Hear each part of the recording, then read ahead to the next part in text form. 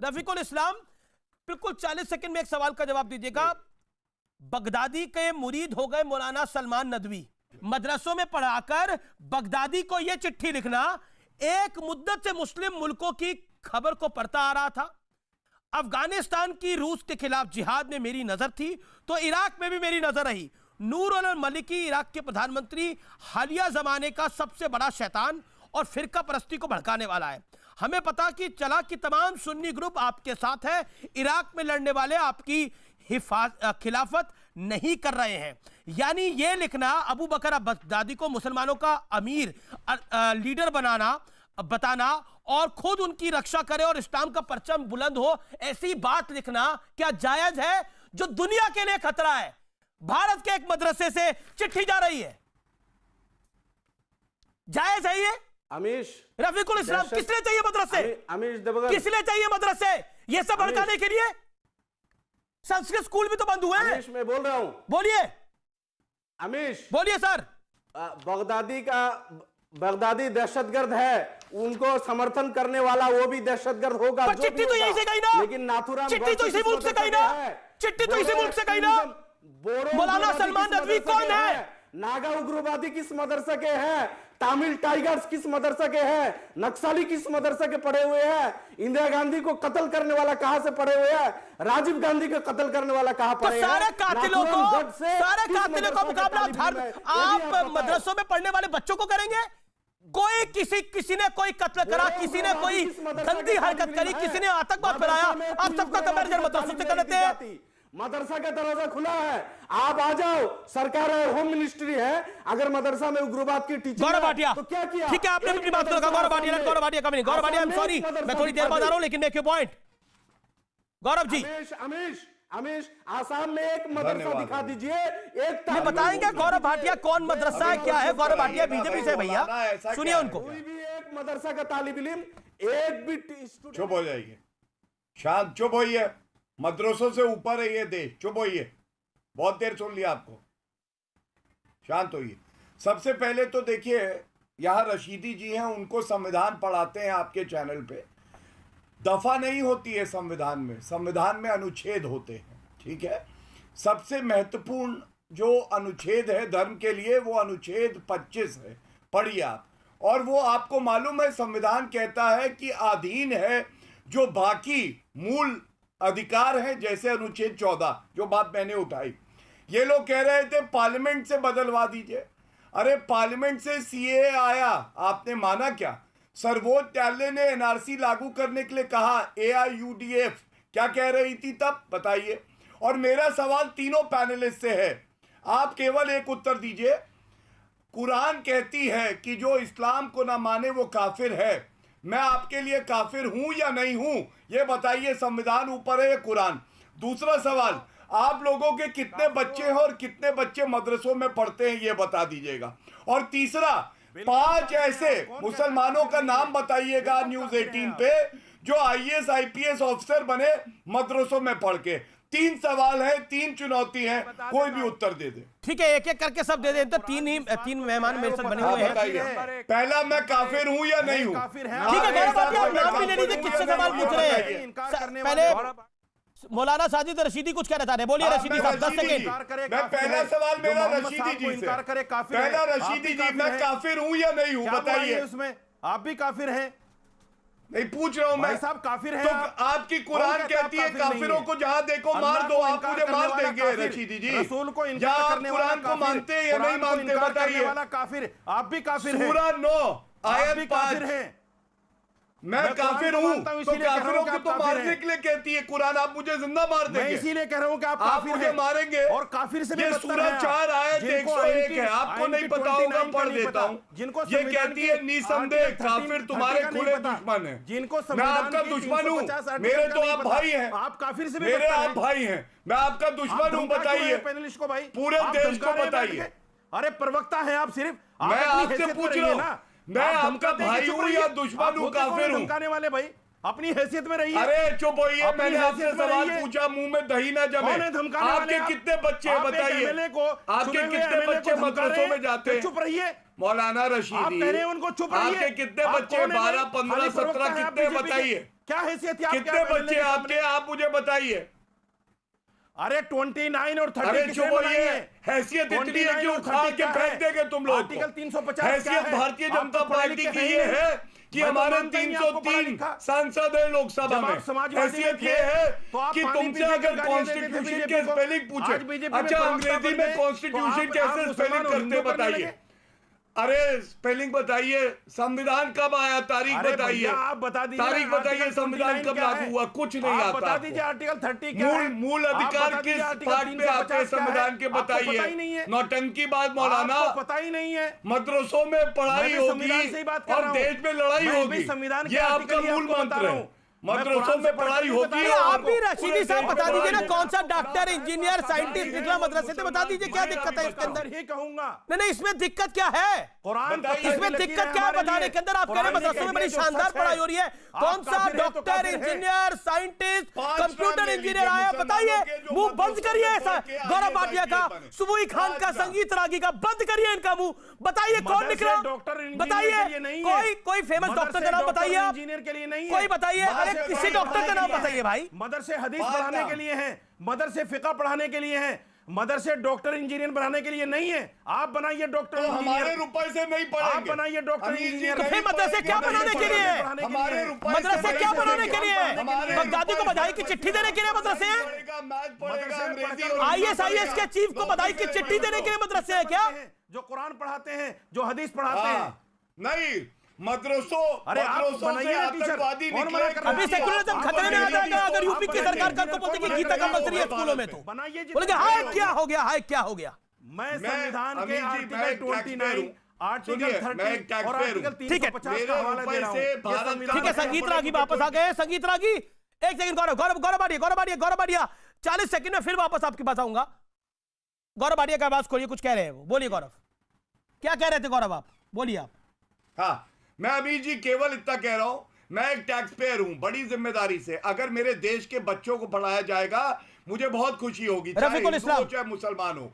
लेकिन अगर जहरीली सोच उसके दिमाग में डाली जाएगी तो मैं बिल्कुल आपत्ति करूंगा, रफीकुल और इस्लाम। ये गलत है और गलत है। इस गौरव पर कोई भाटिया ने एक कोताही नहीं लॉजिकल बरती पॉइंट जाएगी। बोला कि जहरीली सोच, जो मैंने आपको चिट्ठी का जिक्र किया, ये जहरीली सोच है ना, जिसकी भी है, इसमें क्या तकलीफ है कि एक हाथ में कुरान हो और दूसरे हाथ में लैपटॉप हो? नहीं, किसके बच्चे मदरसों में पढ़ते हैं, तीनों से पूछ तो लीजिए। किसके बच्चे अमीर जी, मदरसों में पढ़ते हैं, बता दीजिए भाई। तीनों रफीकुल इस्लाम, किसके आपके बच्चे मदरसों में पढ़ रहे अरे हैं? मैं खुद मदरसा का पढ़ा हुआ तीनों हूँ, से पूछिए।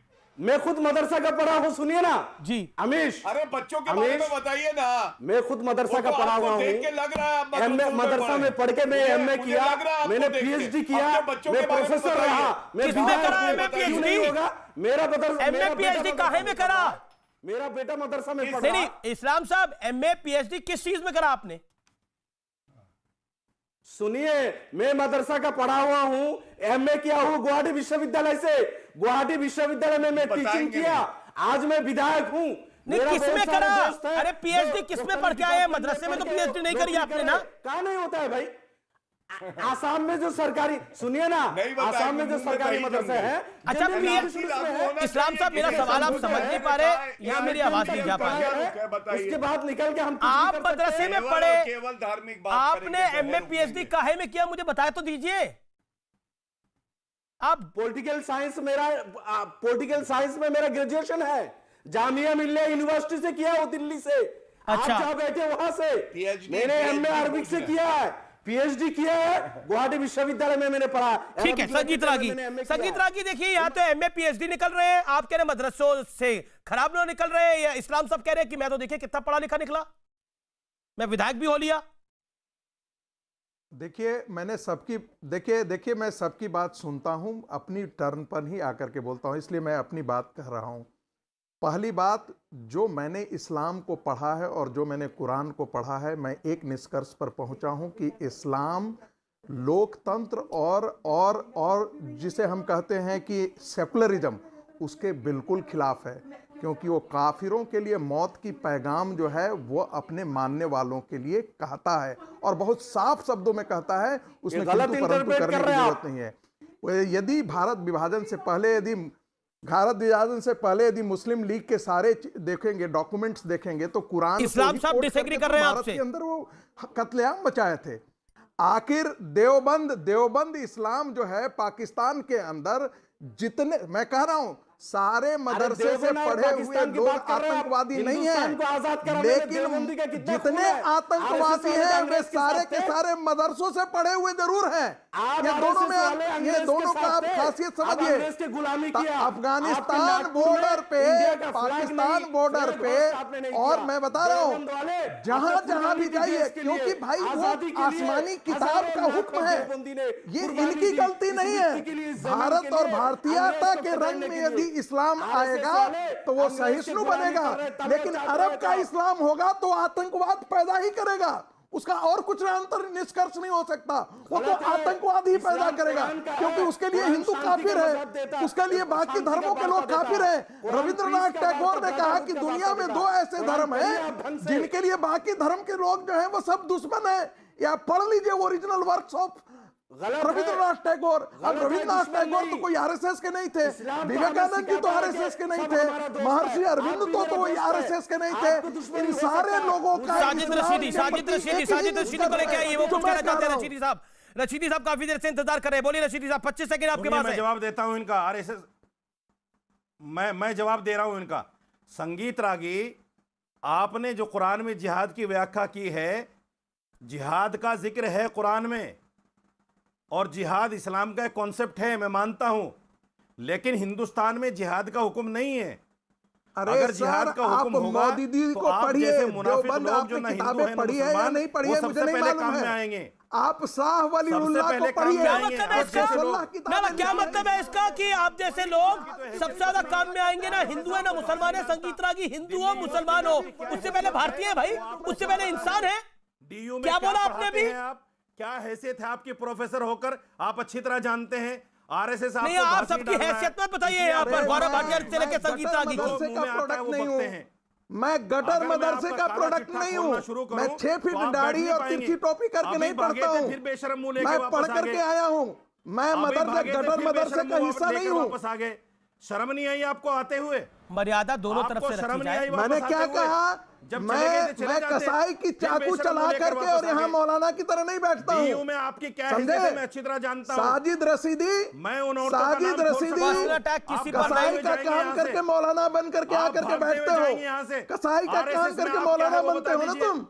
आरएसएस पर्सनल अटैक दोनों तरफ से नहीं होना चाहिए। एक सेकंड, आरएसएस में आपकी कोई हैसियत नहीं है। नहीं देखिए, आप सबकी हैसियत डिफाइन ना करिए और कोई किसी पे पर्सनल अटैक ना करे। गौरव भाटिया, मैं आपको देता हूं। गौरव भाटिया सुबह भी इंतजार करिए। गौरव भाटिया, अभी आपके सामने कहा गया कि अगर हिंदुस्तान में जिहाद का हुक्म हो गया तो ना हिंदू ना मुसलमान, ये संगीत रागी को तो किसी कैटेगरी में नहीं ये गिन रहे, वो सबसे ज्यादा काम में आएंगे। इससे आप क्या इंटरप्रेट करते हैं? आप तो वकील भी हैं, भूल जाइए भारतीय जनता पार्टी के प्रवक्ता हैं। हाँ Amir ji please, your officer of law. एक मिनट, मैं सबसे पहले भारतीय हूं।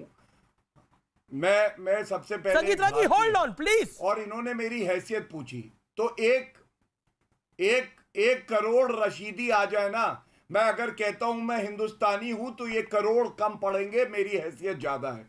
दूसरी बात रशीदी जी, जितना पूरे जीवन में आप इज्जत नहीं कमाएंगे उससे ज्यादा मेरे को दर्शक जो है प्यार देते हैं मेरी पार्टी की वजह से।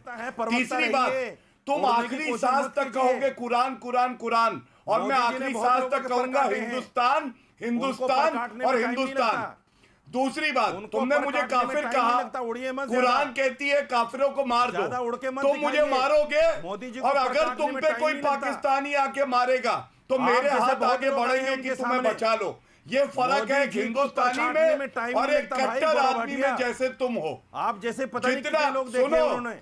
मेरे सर का रशीदी साहब बाल क्यों और काटने तुम्हारे कटाने की बात कर रहे हैं? ना किसी को कोई काट रहा है ना कोई किसी को कटना है। हम क्यों इतनी नेगेटिव बात को कर रहे हैं? तुम किस क्लास तक पढ़े हो बताओ। अभी आपने संगीत रागी को जो बात बोली, आप सोचिए आपने किस बात को का जिक्र किया कि हिंदुस्तान में अभी जिहाद का हुक्म नहीं है। तुम ना हिंदू हो ना मुसलमान, सबसे ज्यादा तुम काम में आओगे। क्या मतलब है ये कहने का? क्या मतलब है ये कहने का कि ये सबसे ज्यादा काम में आएंगे? सुबह खान, इसका इंटरप्रिटेशन क्या है? ये सबसे ज्यादा काम में आएंगे। अमीश रशीदी साहब ने, मैं बताती हूँ इंटरप्रिटेशन। क्या इंटरप्रिटेशन है इसका? साहब ने बोला बताइए जरा। जिहाद करने का रशीदी साहब ने बोला हिंदुस्तान में जिहाद करने का हुक्म नहीं है। इसका मतलब हुक्म होता तो क्या करते? उसके आगे आपके क्या चैनल बोला? के माध्यम से मैं इनको बोलना चाहती हूँ कि ये रशीदी साहब, ये मैंने सुना नहीं अमीश, उसके प्लीज आगे मुझे बोला बताइए। कि मैंने अगर ये सुना है हुक्म कि होगा जिहाद तो करने सबसे का ज्यादा हुक्म नहीं है। ये संगीत रागी जो ना हिंदू है ना मुसलमान, सबसे पहले ये काम में आएंगे। वाह वाह रशीदी साहब। अमीश, आपके चैनल के माध्यम से मैं इनको बोलना चाहती हूं कि इनकी वो गंदी नजरें जो कभी श्री राम मंदिर की तरफ, कभी हमारे हिंदू भाइयों की तरफ, कभी भारतीय संस्कृति की तरफ उठती है ना, वो नोच के अब फेंक दी जाएंगी। अब हमारी भारतीय संस्कृति जाग चुकी है। अपना ये जिहाद और अपना रेडिकल इस्लाम रखिए अपने पास। अब ना आपका वहाबी एजेंडा चलेगा और ना ही भारत तोड़ने की मानसिकता चलेगी। क्या बोलेंगे आप? आपका देश को विभाजित इस्लाम करके साहब आपको आप क्या पाकिस्तान बोलेंगे? भी वहाबी चाहिए। किताबें कई इस्लामिक मदरसों में स्टेट पढ़ाई भी जाती चाहिए। हैं, और कई देश मदरसों में में- वहाबी किताबें पढ़ाई जाती हैं, जो किताबें बैन है वो पढ़ाई जाती है। क्या वो जायज है? और अभी आपके सामने एक मदरसे के प्रोडक्ट ने क्या बोला कि जिस दिन जिहाद का हुक्म आएगा सबसे पहले संगीत रागी काम में आएंगे। देखिए अमीश भाई एक बात सुन लीजिए, देखिए अमीश भाई एक बात सुन लीजिए, आदमी को या तो हिंदू होना चाहिए या मुसलमान।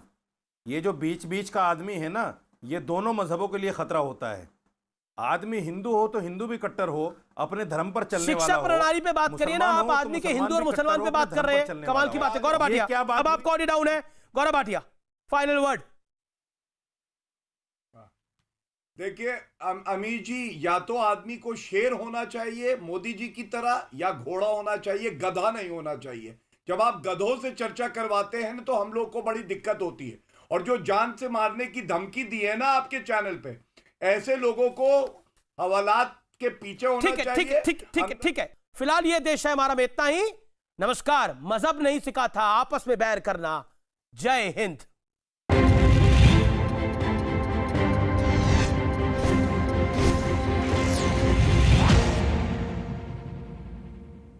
तीखे मगर जरूरी भी। क्या आपने